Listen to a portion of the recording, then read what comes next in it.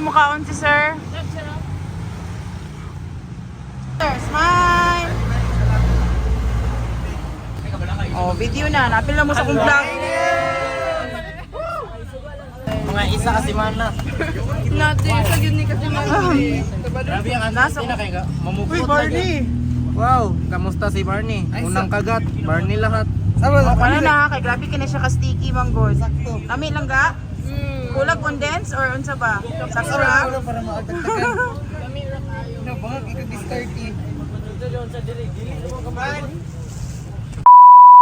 Hello, Bischas. Around 1:30 p.m. pagkahuman gid ko sa kabisi nako sa uptown, naka-receive ko call from Mami Connie, who is the mother of Maxine, nga best friend ni Per nga akong daughter. And this is about the bullying nga gakahitabo sa akong school para sa mga anak. Although dili man kay siya grabe nga bullies, but we need to address na as early as now kay pala dili na bitaw siya mas mugrabe pa. O kabalo ba mo nga first time pa na ako mo ani sa Kongwa para mo reklamo about bullying. Syempre at first abi nila joke lang, so wala nila disregard nila ang thought nga bullying na until nagkadugay na murag nag-worse na bitaw, so motong aya pa nila na-realize na bullying na gid ang kakahitabo. And since kay busy lagi kay ko ug wala ko during lunchtime sa Kongwa, kay syempre dagko na magud sila, so di na ko gadto gig school sa Kongwa, aya na lang kung paghatod kuha na, di ba?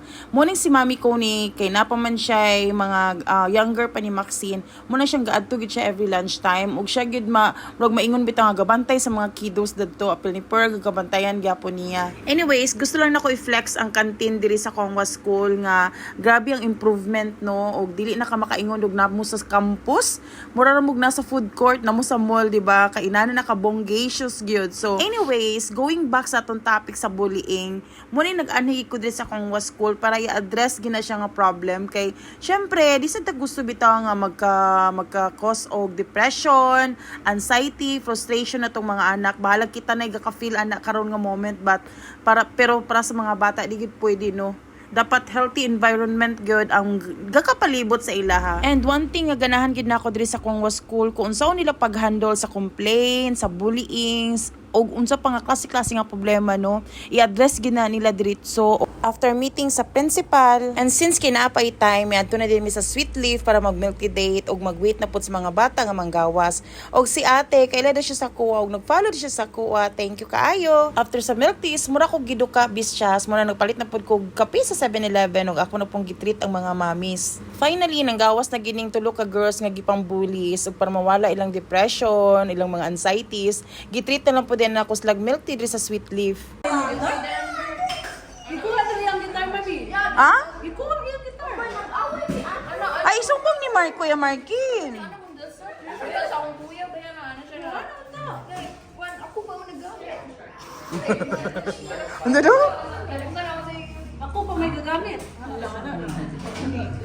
Ano din pagbuli gini mo ito ta mo si Papa o si Bert. Ano din ko na si Max. Si Papa o Max, ino ni mo Max, gigamayan ka sa akong papa.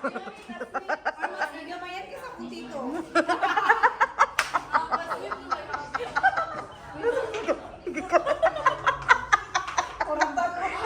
Gusto mo kita dyan. Gadawanan magkay mo So, mamis, always remember no nga kani atong mga anak before na sila musumbong sa ato sa mga bullying, kana siya pila pa na siya ka months or pila pa na siya ka days nga giantos nila ng mga inana nga bullies. So, kung kana kay try na sila sumbong sa inyo, make sure nga i-address gyud nato as early as today, di ba? Kay para iwas lang ta sa mga mag-worst pa bitaw nga scenario. So, that's it guys. After sa ilang mga inana nga complain, the best thing gid nga atong ikuan sila no, kay i-treat nato sila kung silang gusto, which is ang milk tea. So, tanawa di ba? Happy na sila. Bye! Yeah,